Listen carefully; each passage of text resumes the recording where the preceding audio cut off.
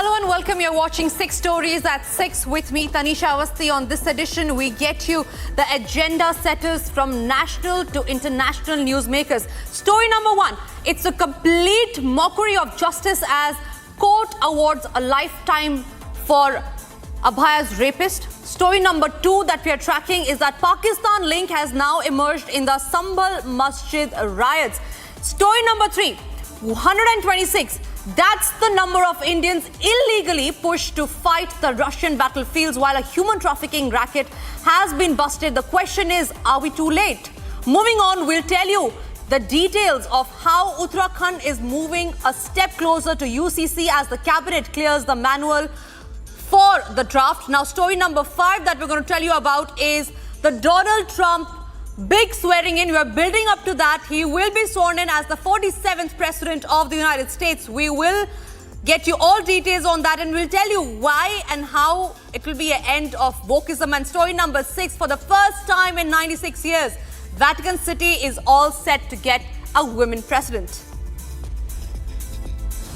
The first story that we are tracking is from Kolkata, where any fleeting hopes for justice that Abhaya's parents may have had remain shattered after Kolkata's Sealdah court pronounced lifetime for Arjikar rape and murder convict Sanjoy Roy in a ruling that left many in anger and sparked fury on the streets. The judge said that the crime does not qualify as the rarest of the rare case.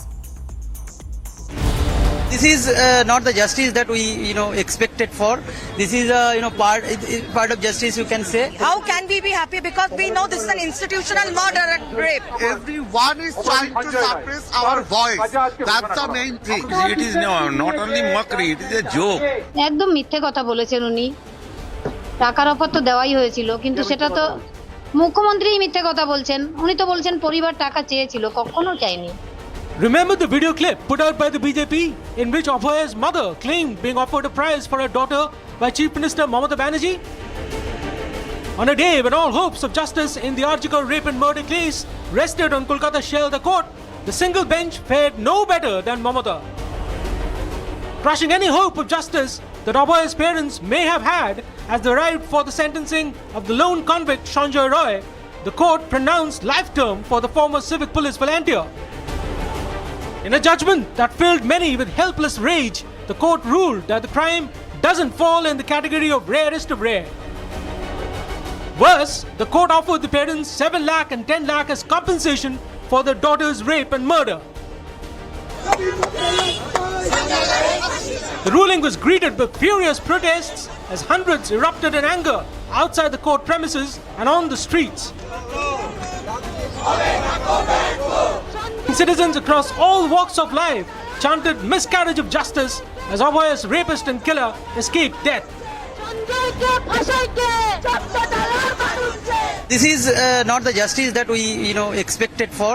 This is, part of justice, you can say. Everyone is trying to suppress our voice. That's the main thing. It is not only mockery, it is a joke. As public anger spills out on the streets over the Arjikar case ruling, the big question is, was the single judge under pressure from the Novannu? We've also been joined by Adish Agarwal, who is the former president of the Supreme Court Bar Council. Thank you very much for speaking to Republic.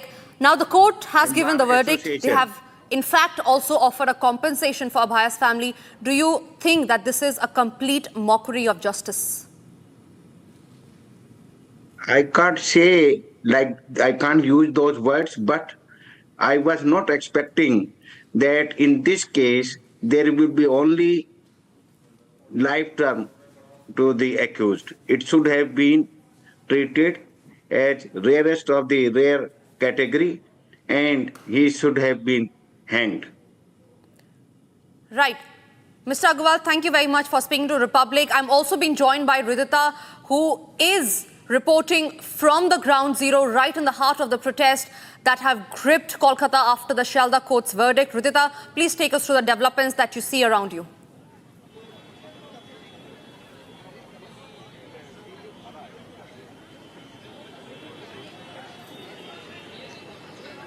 We are seeing at 2:45 the judgment was given out by Judge Anirban Das, and here still we are waiting at Sealdah court, waiting for Sanjoy Roy to come out. It's been more than 3 hours now that Sanjoy Roy has not come out. We are learning here that he is not willing to sign.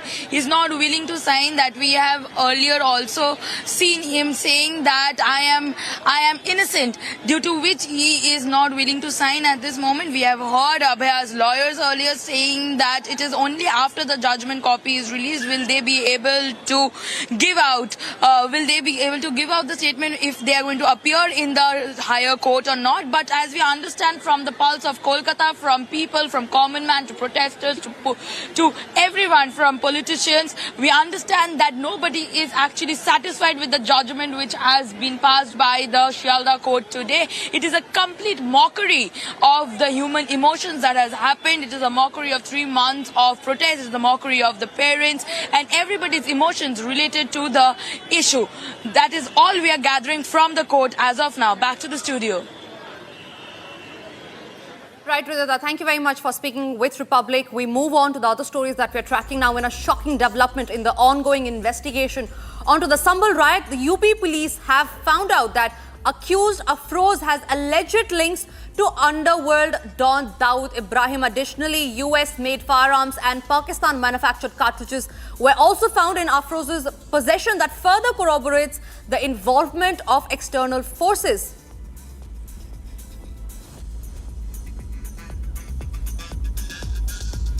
Now, a purported video has surfaced in which rioter Aqeel, who is on the run, is seen taking advice from a Pakistan cleric. Watch this video. मेरा सवाल ये है कि हमारे यहाँ पर संभल में एक मस्जिद थी तकरीबन 300-400 साल पुरानी, तो उस मस्जिद में जो है सर्वे हुआ था उसका, तो वो गैर मुस्लिम लोग कह रहे हैं कि ये मंदिर था यहाँ पर पहले।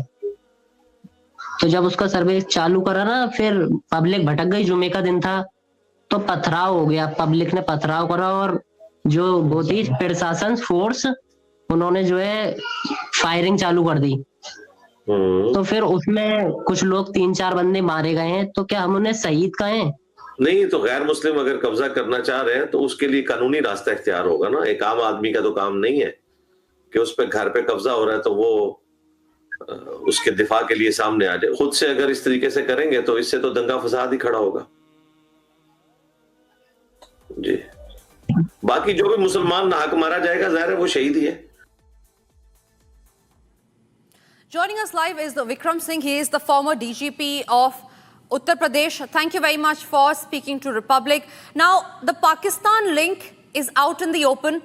Vikram, I want to ask from you, do you think there was a larger conspiracy to stoke not just violence in the area in the grab of masjid riots, but there was a larger conspiracy by Pakistan, by foreign elements to stoke a large-scale violence in the area?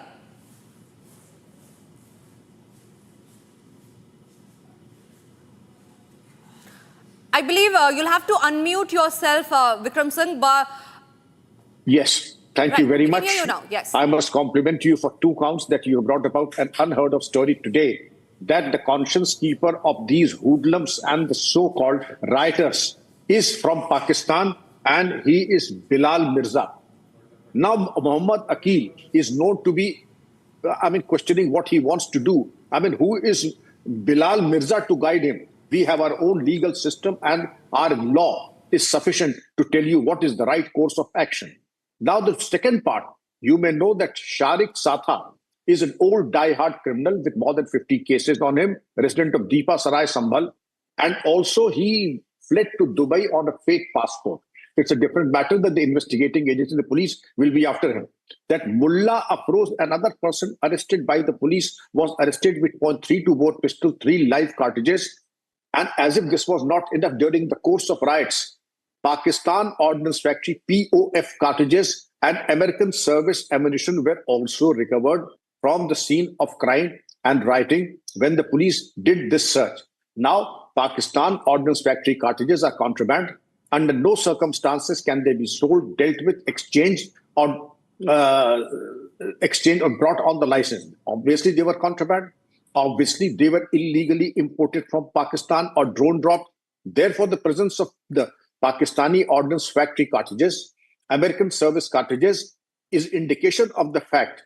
And the conclusive acid test is given by you in your program when Bilal Mirza seems to be guiding Mohammed Aqeel that those who died are shaheeds. What could be more absurd and ridiculous and laughable that rioters should have been behind bars? It's a different matter that they engaged in the crossfire and they died.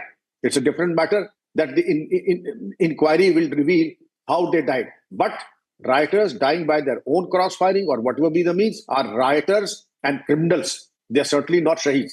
But to your first question, the Pakistan link is incontrovertible, undeniable, and conclusive proof has been given by you today in the show. He could have talked to Indian clerics, he did not. He chose to speak to Pakistan clerics, and that is also where the problem arises.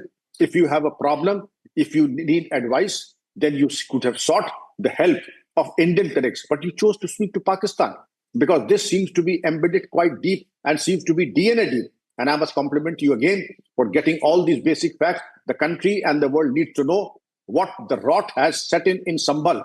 It has its roots in Pakistan. Vikramson, thank you very much for speaking to Republic and sharing your views. With that, we talk about the riots probe. Now, Sambhal SP has said that the UP police have formed two teams, in fact, to nab the rioter Mohammed Aqeel, who is heard speaking to the Pakistani-based cleric. Adding, cyber team of UP has been activated to track the origin of the video.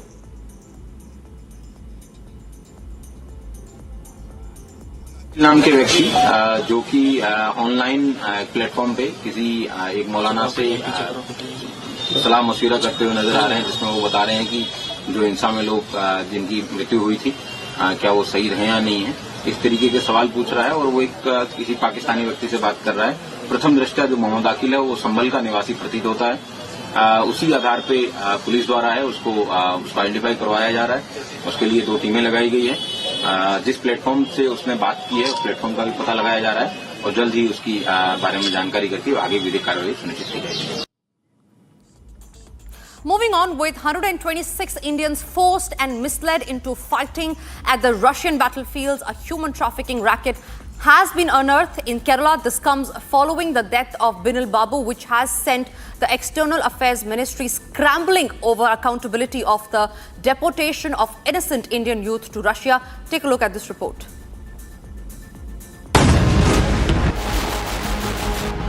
"126 innocent Indians forced into fighting on the Russian battlegrounds. 12 Indians killed and 16 remain missing on the war front on a foreign land which has nothing to do with them." While the Ministry of External Affairs has confirmed the numbers, the question is, what is the ministry doing about it? And how did this even happen to begin with? Harrowing details of a human trafficking racket have come out in Kerala.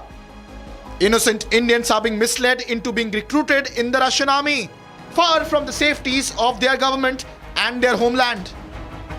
At least 3 people have been arrested in Kerala's Thrissur for facilitating illegal recruitment of unemployed youths into the Russian army.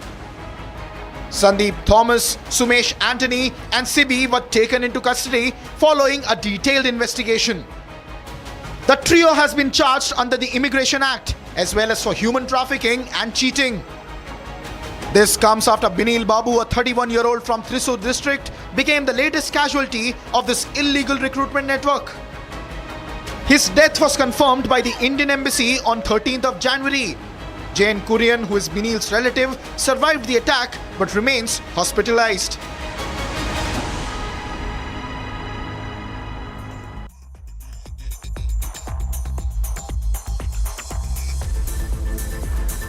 Now, the Manual of Uniform Civil Code, which will subsume customary laws across faiths and tribes, has been approved by Uttarakhand Cabinet today. This paves the way for the implementation of the law in the state, even as its dates for implementation will be announced soon. The Cabinet nod has pulled scores of political reactions. Take a look. BJP ruled states, they go beyond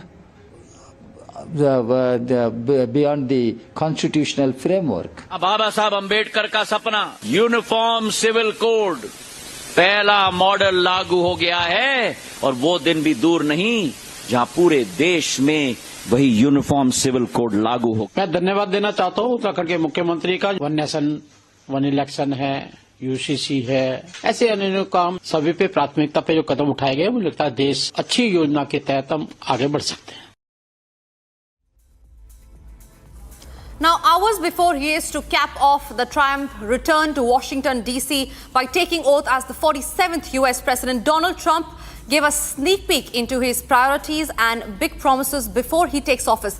Addressing the massive show of strength on the eve of his inauguration, Donald Trump covered a range of topics from global conflict zones and illegal immigration to TikTok. Here's a report.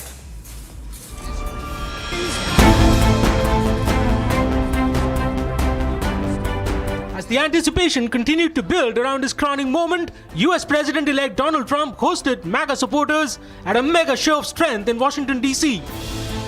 Addressing jubilant MAGA crowds, Trump broadly laid out his key plans and priorities as he takes oath as the 47th US President. From brokering peace in conflict zones to cracking down on illegal immigration on US soil, Trump made several headline-grabbing statements in his MAGA address. In a takedown of the previous Biden administration, Trump declared that he would repeal every radical and foolish executive order of his predecessor after he takes office. In another big announcement, Trump said the US would soon be witness to the biggest ever deportation of illegal immigrants in the country's history.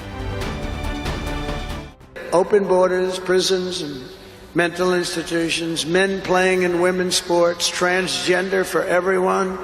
And very soon we'll begin the largest deportation operation in American history, larger and even larger than President Dwight Eisenhower, who has the record right now. Demonstrating his intent to being a global peacemaker, Trump said he would work towards preventing a World War III while also bringing Russia and Ukraine to the talks table. I will end the war in Ukraine, I will stop the chaos in the Middle East, and I will prevent World War III from happening, and you have no idea how close we are. He also vowed to lift the Middle East out of chaos. With cabinet colleague and Tesla CEO Elon Musk by his side, Trump also announced a solution to the TikTok tangle. So I said very simply, a joint venture. So, if TikTok is worth nothing, zero, without an approval, you know, if you don't approve, they're out of business, they're worth nothing.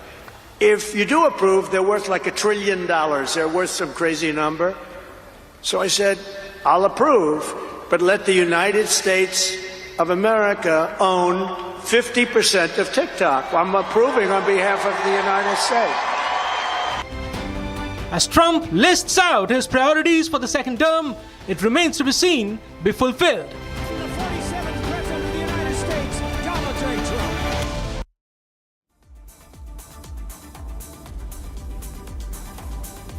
All right, I'm being joined by Nishant Kumar. He is a member of GOP Republican Party. Thank you very much for speaking with Republic.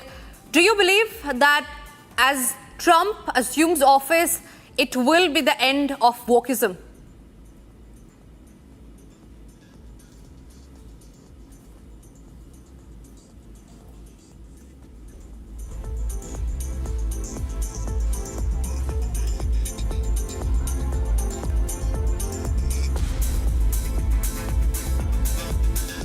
All right, we seem to have lost that connection, but I believe we have Nishant Kumar with us now. Nishant Kumar, if you can hear me, thank you very much for speaking with Republic.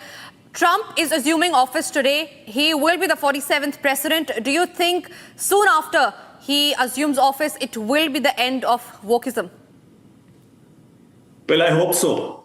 And we all hope so. All the right-minded people hope that this will be end of deep state. Deep state has been a problem not just in the US but in very recently in Bangladesh and even in India with some of the past protests and things like that. However, today there's a bit of a disappointment and it has to do with the weather. The weather is horrible in Midwest and in in the East Coast. I don't know if you can see through the window behind me. It's still dark out here, but you know that we are not able to go, and there were about some 30,000 odd people who wanted to attend the meeting. But with that disappointment also brings in a lot of optimism. You know, today from noon onwards, we'll have a new sheriff in town. And we are all excited about that. Things are going to change the way it has always been in Washington, D.C. Nishant, thank you very much for speaking with Republic. All eyes are on that big swearing in. We are also building up to that. But for now, we move on and shift our focus to the other stories. Now, for the first time in 96 years, Vatican City is all set to get a woman president. Sister Raffaella, currently Secretary General, will head the governorate of the Vatican City state starting March. Now, Pope Francis announced plans to appoint Sister Raffaella as the governor of Vatican City in March since the establishment of the city-state 96 years ago. This position has been held exclusively by men. The governor serves as the de facto head of government managing the state on the behalf of Pope.